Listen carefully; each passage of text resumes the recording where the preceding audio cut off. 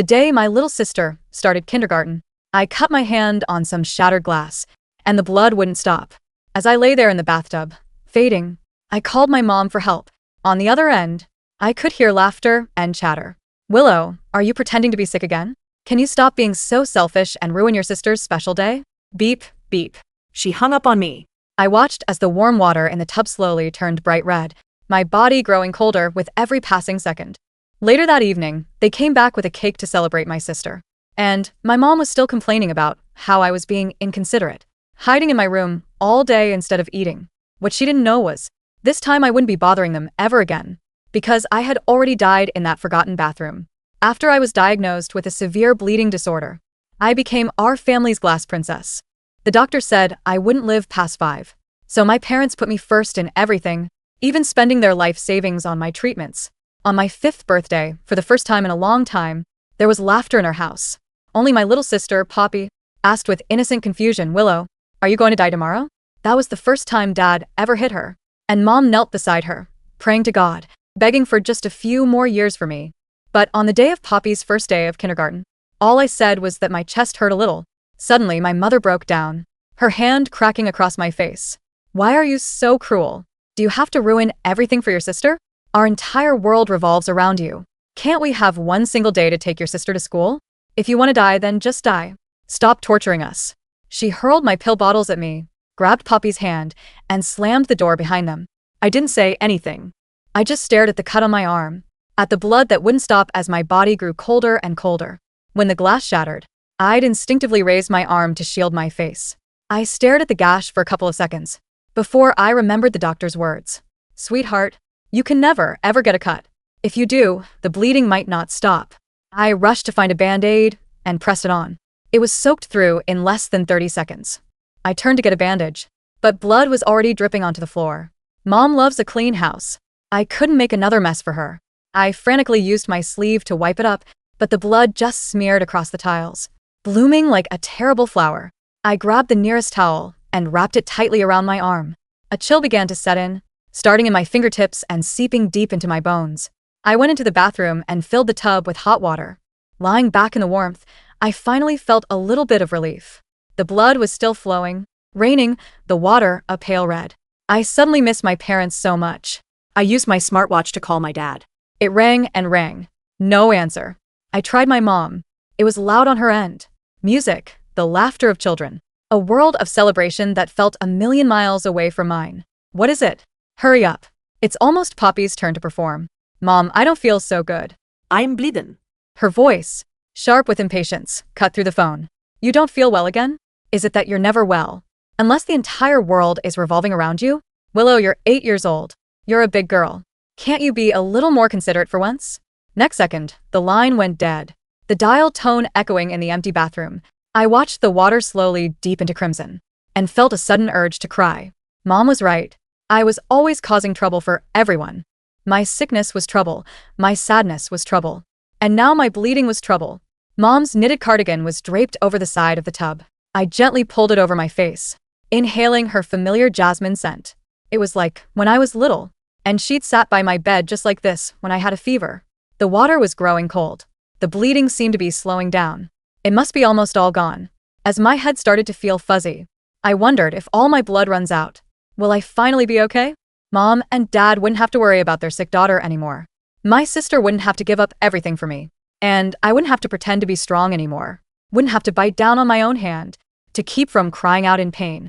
In the middle of the night, I curled up in the tub, feeling as safe as I must have in my mother. His wound before I was born. When I opened my eyes again, I was looking down at my own small, pale body floating in the tub.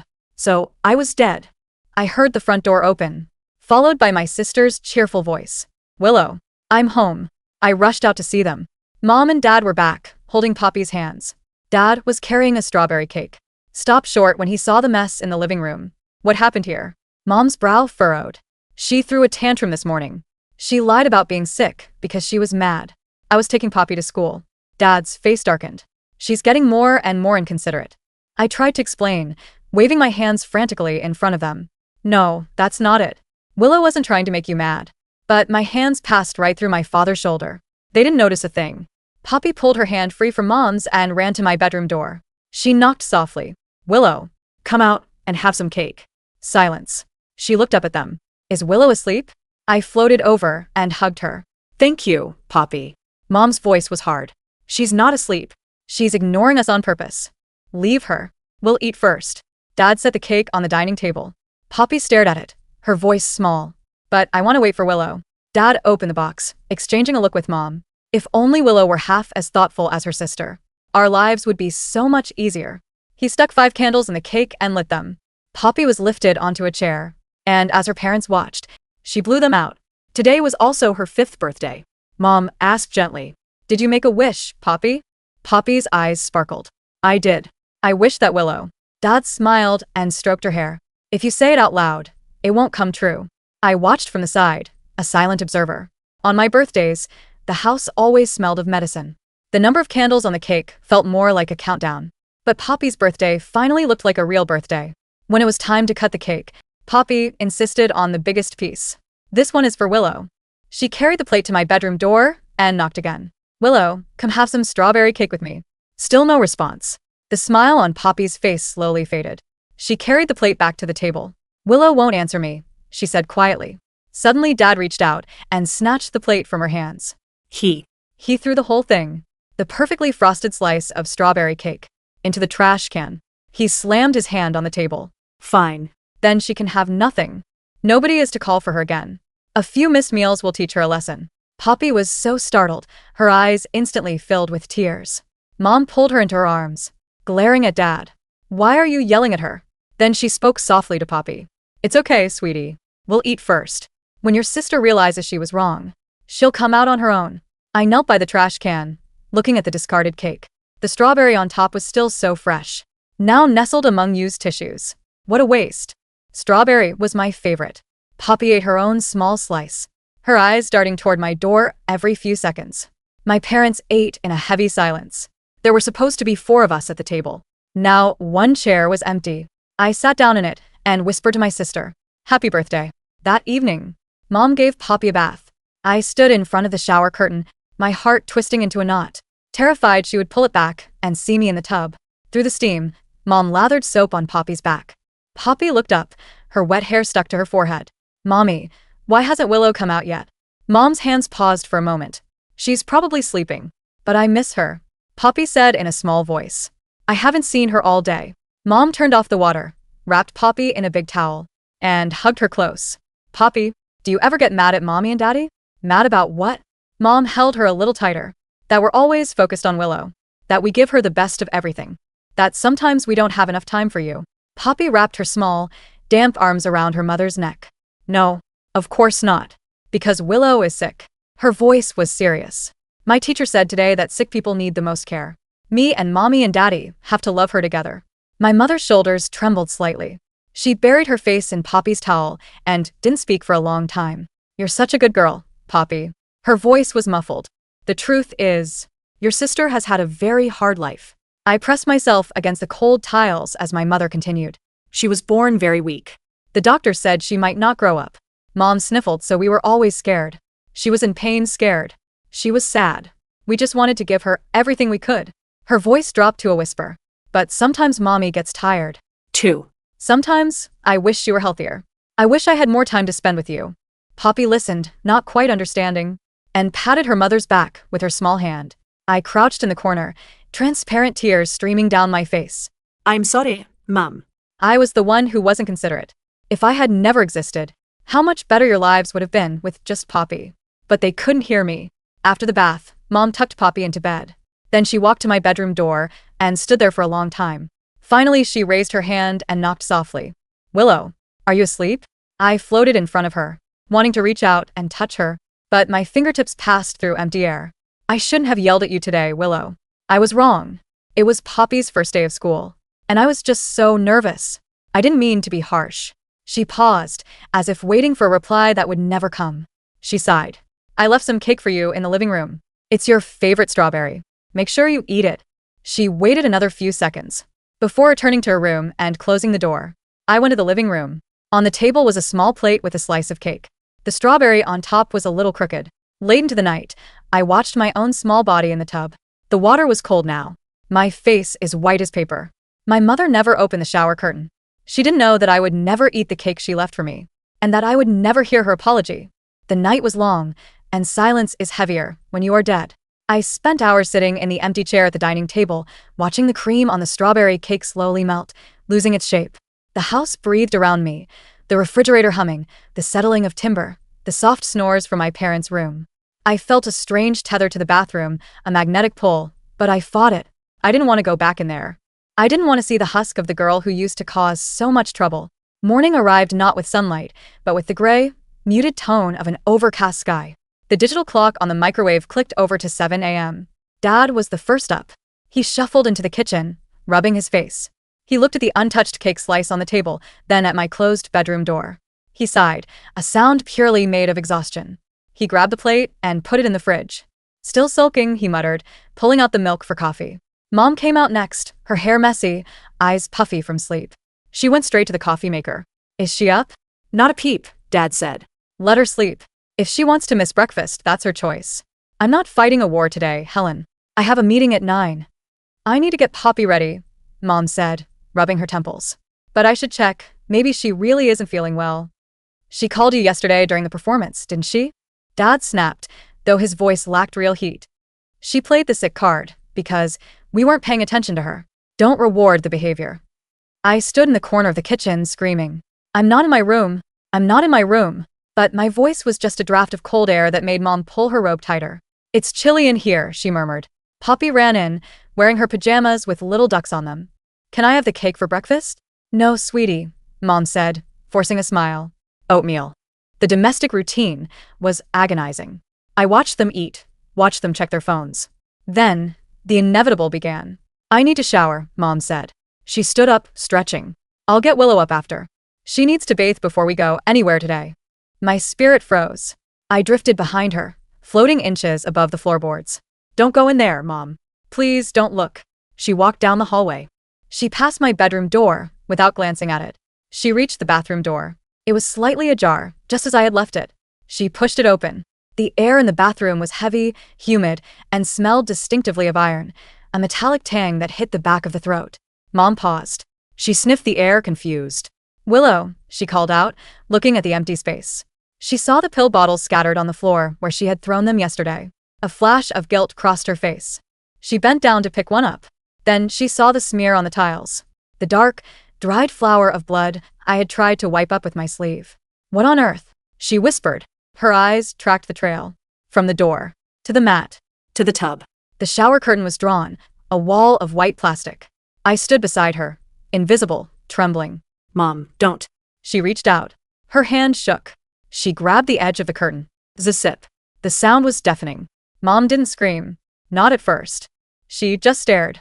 The water was opaque, a dark, rich maroon, like wine that had been left out too long.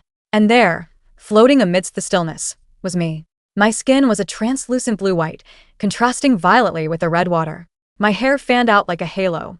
The knitted cardigan, her cardigan, was soaked and heavy, clinging to my face. Mom made a sound like a hiccup, a small, wet, breathless noise. She took a step back, her heels slipping on the pill bottle she had dropped. Then the scream came. It wasn't a human sound. It was the sound of an animal being torn in half. It ripped through the house, shattering the morning calm. Helen, Dad's voice from the kitchen. Heavy footsteps pounding down the hall. Mom collapsed. She didn't faint. Her legs just stopped working. She fell to her knees in the doorway, her hands clawing at her mouth, her eyes wide, unblinking, fixed on the tub. Dad skidded into the room. What happened? Did she cut herself, AG? He stopped. He saw the water. He saw the stillness. Oh God, he choked. Oh God, oh Jesus. He rushed forward, not caring about the blood, and plunged his hands into the cold water. He grabbed my shoulders. They were stiff. He pulled my body up, water cascading off me, staining his work shirt instantly. Willow, baby, wake up. Breathe. He shook me. My head lolled back, eyes open and glassy, staring at the ceiling. Call 911, he roared at Mom, his voice cracking. Helen, call 911. But Mom was gone. She was rocking back and forth on the floor, making that low, keening noise. I looked at the doorway. Poppy was standing there. She was holding her stuffed rabbit by the ear. She looked at Dad holding my wet, red body. She looked at the water. Why is Willow all red? Poppy asked. Her voice was small, piercing the chaos. I drifted over to her and covered her eyes with my cold, ghostly hands, though I knew she couldn't feel them. Don't look, Poppy. Go away. Dad realized she was there. He turned his body to shield me from her view, clutching my cold form to his chest, sobbing into my wet hair. Poppy, go to your room. Go. Now. It was the first time I had been held by my father in 3 years. Part 2. The Autopsy of Silence. The house became a crime scene, then a tomb. The paramedics didn't rush. There is a specific speed they move when there is hope, and a specific slowness they adopt when it is a formality. They confirmed the time of death. Rigor mortis had set in. I had been dead since the evening before. Since the phone call. The police came. They had to. A child dying at home with bruises and cuts is suspicious. I sat on top of the bookshelf in the living room, watching the interrogation. It wasn't in a dark room with a lamp. It was at our dining table, next to the fridge that still held the strawberry cake. Can you explain the bruising on her face, Mrs. Miller? The officer asked gently. Mom was wrapped in a blanket, shivering despite the heat. She stared at a spot on the table. I slapped her. The officer's pen stopped. When? Yesterday. Before we left. She said her chest hurt. I thought she was lying. I thought she was trying to ruin Poppy's day. Mom's voice was dead, monotone. I threw the pills at her. I told her. She choked, her hand flying to her mouth. I told her if she wanted to die, she should just do it. The silence in the room was heavier than the grave. Dad had his head in his hands. He didn't look at Mom. He couldn't. And the cut. She must have. There was broken glass, Dad whispered. She called me. He pulled out his phone. He looked at the call log. Willow, missed call, 4:12 p.m. She called me, Dad said, his voice trembling. And I didn't answer. I was buying candles. She called me too, Mom whispered. I picked up. She told me she was bleeding. She said she didn't feel good. Mom began to hyperventilate. I hung up on her. I told her to stop being selfish. I hung up on my dying daughter. The officer closed his notebook. He looked at them not with suspicion anymore, but with a profound, terrifying pity. There would be no charges. The autopsy would show death by exsanguination due to a pre-existing hemophilic condition exacerbated by accidental injury. The punishment wouldn't be prison. It would be this living room. In the days that followed, the house died too. The mirrors were covered. The bathroom door was shut and locked, but the smell of bleach seeped under the crack. Dad scrubbed that bathroom for 6 hours straight until his knuckles bled, mixing his blood with a phantom memory of mine. I tried to talk to them. I screamed at Dad when he sat in the dark drinking whiskey until he passed out. I tried to hug Mom when she lay in my bed, burying her face in my pillows. It's okay, I tried to say. I'm not in pain anymore. It doesn't hurt. But my presence only brought a chill. When I touched Mom, she would shudder and pull the duvet tighter. It's so cold in here, she would whisper. She's haunting us. She hates us. No. I shouted, invisible tears falling. I don't hate you. I just miss you. But they couldn't hear the forgiveness of a ghost. They only felt the coldness of their own guilt. Part 3. The Glass Princess. The funeral was small. It rained, which felt like a cliché, but the universe rarely cares about originality. Poppy didn't understand. She stood by the grave holding a single white rose. She looked around, confused. Is Willow going to come out of the box now? She asked loudly during the prayer. Mom collapsed into Dad's arms. Dad looked like a skeleton in a suit that was too big for him. He had lost 15 pounds in 2 weeks. After the service, people came to the house. They ate casseroles and spoke in hushed tones. At least she's not suffering anymore, an aunt said. They did everything they could for her, a neighbor added. Dad heard this. He walked over to the neighbor, his eyes wild. We did everything. We killed her. We ignored her while she bled out in a bathtub. The room went silent. Dad laughed. A dry, broken sound. Get out. Everyone get out. They cleared the house in minutes. The years began to blur. Time moves differently for the dead. It flows like thick syrup. I watched Poppy grow. She was the only bright spot, but she was growing in the shadow of a monument. My room was preserved like a museum. Nothing was moved. The dust gathered, and Mom dusted it every Tuesday, weeping. Poppy was 6, then 7. She learned quickly that she wasn't allowed to be sad because her sadness wasn't big enough to compete with the tragedy of Willow. She learned not to ask for things because her parents were tired. On her 8th birthday, the age I was when I died, the tension in the house was suffocating. They bought her a cake. Chocolate. They didn't buy strawberry anymore. Make a wish, Dad said. He looked older, gray hair claiming his temples. Poppy closed her eyes. I wish Mom and Dad would look at me the way they look at Willow's picture. I heard her wish. It echoed in the air. I was sitting on the empty chair next to her. I reached out and touched her hand. She shivered, but she didn't pull away. She looked at the empty chair. "Hi, Willow," she whispered. Mom dropped her fork. "Poppy, don't do that." "She's here," Poppy said defiantly. "She's always here. She sits with me when I do homework because you guys are in your room." "Stop it." Dad slammed his hand on the table. "Your sister is gone. Stop torturing your mother." "She's not gone," Poppy yelled, tears springing to her eyes. "You guys just want her to be gone, so you can stop feeling bad. But she's sad. She's sad because you guys stopped living." Poppy ran to her room and slammed the door. I looked at my parents. They sat in the ruin of the dinner. "She's right," Mom whispered. "Helen." She's right, Mark. "We died in that bathroom with her. We have a living daughter who is starving for us, and we are feeding a ghost." Part 4. The breaking point. I knew I had to leave. My presence was the anchor holding them in this harbor of grief. As long as I stayed, holding on to the hope that they would hear me, they would never heal. The cold spots, the creaking floorboards, the feeling of being watched, it was driving them insane. But I couldn't just fade. I needed to say goodbye. I needed them to know I wasn't angry. I focused. For years, I had been little more than a draft. But anger and love are powerful fuels. I focused on the smartwatch. My smartwatch, which sat on my bedside table, battery dead for years. I needed energy. I drew it from the house, from the electrical lines in the walls. The lights in the hallway flickered. The TV downstairs turned on and off. "What is happening?" Dad yelled from downstairs. I focused on the watch. "Wake up. Wake up." The screen flickered. A low battery icon appeared. I poured everything I had into it. My memories, my love, my forgiveness. Downstairs, Mom and Dad were arguing about the flickering lights. Poppy was crying in her room. Suddenly, a sound cut through the house. A digital chirp. Beep beep. Beep beep. It was coming from my room. Silence fell downstairs. Slow footsteps on the stairs. Mom and Dad, hand in hand, terrified. Poppy opened her door. They stood at the threshold of my room. The smartwatch on the table was lit up. It was glowing bright green in the dark room. It was playing a voice recording. One I had made weeks before I died, when I was bored in bed, pretending I was a vlogger. I had never shown them.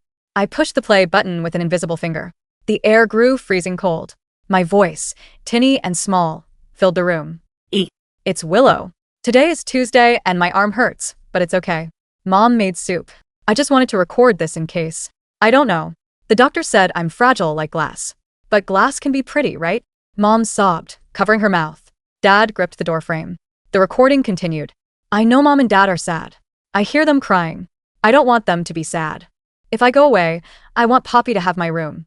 It's bigger, and it gets more sun. And tell Mom not to worry. I'm not scared. I love you guys. Bye." The watch flickered and died. The screen went black. The energy I had used left me feeling light. Lighter than I had ever felt. The tether to the bathroom, to the blood, to the pain, it snapped. The room wasn't cold anymore. The oppressive weight that had hung over the house for 3 years lifted instantly. Mom walked into the room. She walked to the window and opened the curtains. The moonlight streamed in, illuminating the dust motes dancing in the air. "She loved us," Mom whispered. "She wasn't angry." Dad walked over to the bed. He sat down, but this time, he didn't look like he was drowning. He looked like a man who had just surfaced for air. Poppy came in. She looked at the watch, then at the empty corner where I usually stood. "She's gone," Poppy said softly. "Really gone this time." Mom turned to Poppy. She knelt down and pulled her living daughter into a fierce, desperate hug. "I'm sorry, Poppy. I'm so sorry." "I'm here. Mommy is here." Dad joined them, wrapping his arms around both. "We're going to be okay," he sobbed. "We're going to be okay." I floated upward, through the ceiling, through the roof. Below me, the house looked small. I saw the car in the driveway. I saw the swing set in the backyard where Poppy played. I saw my family, huddled together in the moonlight, finally filling the empty space I had left behind. I didn't feel cold anymore. I didn't feel pain. I looked at my hand. The cut was gone. The scars were gone. I turned toward the stars, and for the first time in a long time, I didn't look back.